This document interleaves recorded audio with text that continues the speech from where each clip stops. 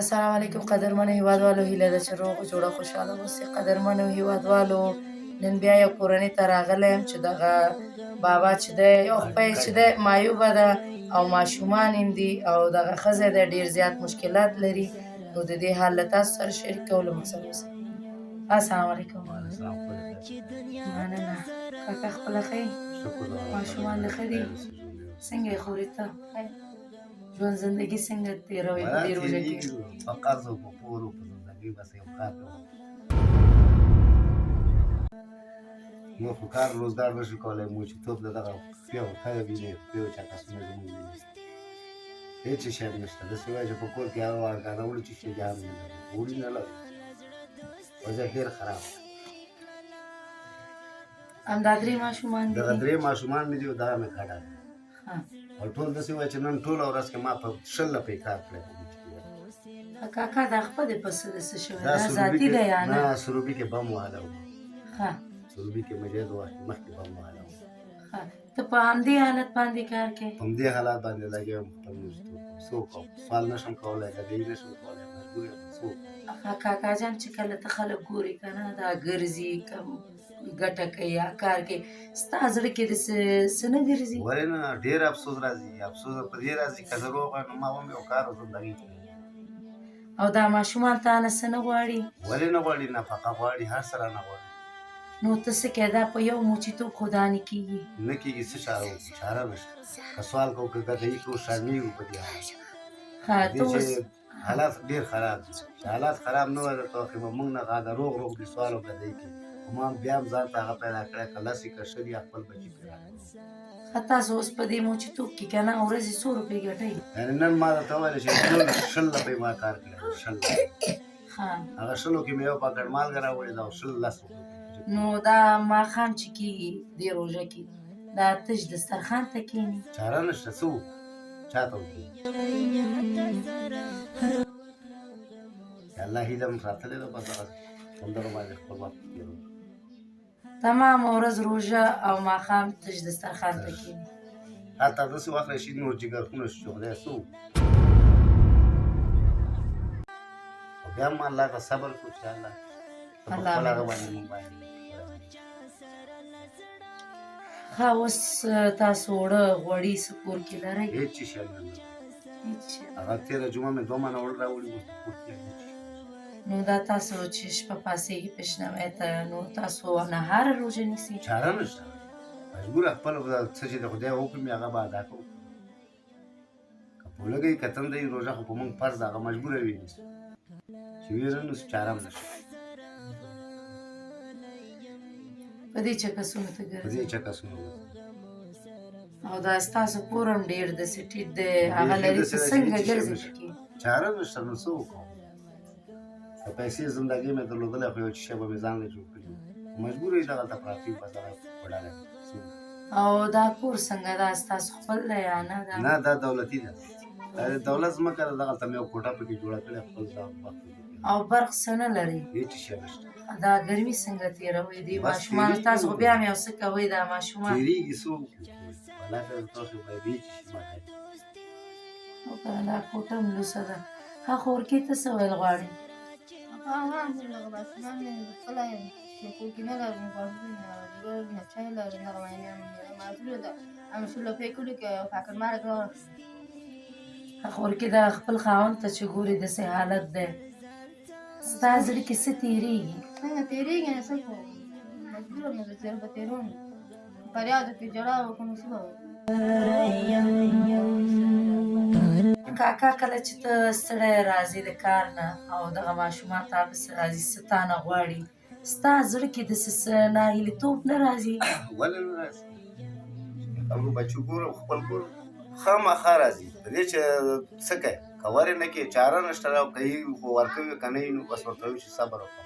په دې غولو په دې غولو بس خپل وخت پاسوم. زړه د ناهیلي کېږي. خامخا که زه روغ وایم ولې به م دا حال؟ که زه روغ ولې به م دا حال؟ خپل بچو ته به مې یو شی راوړي وو په لاس کې به م ورکړي چې هم اچوي. نشته هېڅ شی. انشاءالله الله مهربان دی. دا 2 کاله کېږي چې باور په خدای وکړو چې یو من وړو، یو من وړو، یو من وړو.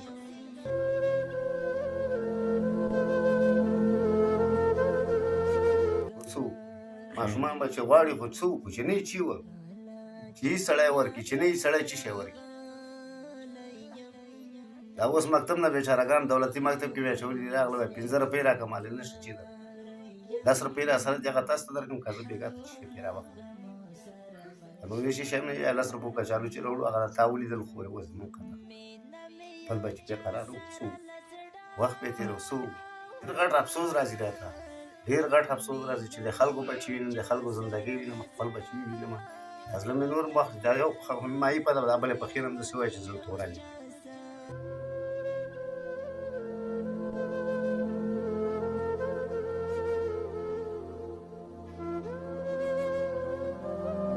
قدرمنو هېوادوالو تاسو ولیده د دغې کاکا چې دی دغه یو خپه هم نشته او د سترګو نه معلومېږي چې څومره دردېږي دا یو لاس هم مات سیخان پکې دي دې ته وګورئ دا سیخان پکې دي په دغه چکسونو په ډېر زحمت زه کته کېږم پورته کېږم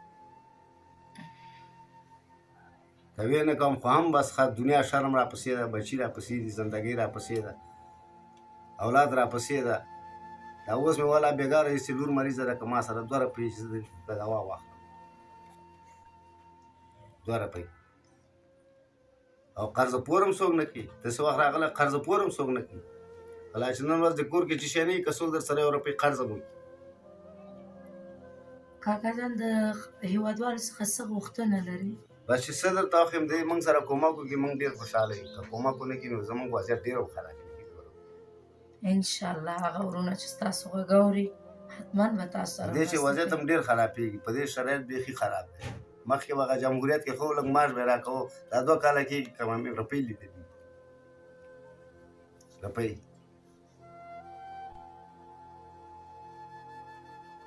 قدرمنو هېوادوالو تاسو خپله ولیده دغې بابا خپه چې دی معیوبه ده یو لاس هم خراب دی یو خپه او یو لاس کار کوي نور هېڅ هم نه دی او په دغه چکسونو باندې ګرځي دغه حالت یې تاسو خپله ولیده او د دغې د سترګو نه معلومېږي چې دغه څومره دردېږي چې دغه ماشومان ورنه هر څه غواړي خو دې سره څه نشته چې دغه خپل ماشومانو ته ورکړي دغه د روژې مبارک میاشت وګورئ دوی د نه ماښام څه لري نه پشنمه دوی تش دسترخوان ته ناست دي دا چې دی موچیتوب کوي نو په دې موچیتوب کې په هغه 10 بار دا څه وکړي دغه د خپل ماشومان ضرورت به پوره کوي یا خپل ځان ته به څه اخلي نو دې د ډېر زیات ناهیلي د هېوادوالو د روژې مبارک میاشت دی نو صدقه باید وباسي او دغسې بېوزلو خلکو ته ورکړي دوی د ستاسو مرستې ته اړتیا لري دوی ستاسو لاسنیوی ته اړتیا لري دوی ډېر ناهیلي دي دوی د ستاسو مرستې ته اړتیا لري هیله کوم هېوادوالو چې له دوی سره مرسته وکړي ځکه چې لاس او خپه نه وي نو هغه ژوند به سي دا اوس یو لاس یو خپه کار کوي وایي د هغې نه پښیمانه یم چې دا هم نه یې ښه ده ځکه چې کار نه کوي دا لاس یې وګورئ تاسو خپله ولیده دا لاس یې هم داسې دی او خپه هم نو یو لاس او یو خپه به څه کوي نو دغه ډېر زیات ناهیلي دی دغه کور تاسو خپله ګورئ چې په کوم حالت دی تمامه ورځ روژه ونیسه ماښام تش دسترخوان ته کښېنه نو تاسو خپله فکر وکړئ زړه به څومره ناهیله کېږي دغه ماشومان چې ورنه څه غواړي د دې په زړه کې به څه تېرېږي خلک کورونو ته هر څه راوړي خو دوی د هېڅ هم نه لري هیله کوم هېوادوالو زموږ ډېر هېوادوال داسې دي بې سرپرسته او ستاسو مرستې ته اړتیا لري نو همدغه وخت دی باید صدقه وباسي او دغسې خلکو ته ورکړي تر څو د دوی د ضرورت پوره شي نو که چیرې غواړئ د دوی لاسنیوی کړئ نو زما د وټساپ شمېره ده 080 د لیدو څخه مننه زمانه مردا یو ځل خو لاړ شه زمانه مردا باڼه مې مات سوه سترګې مې سرې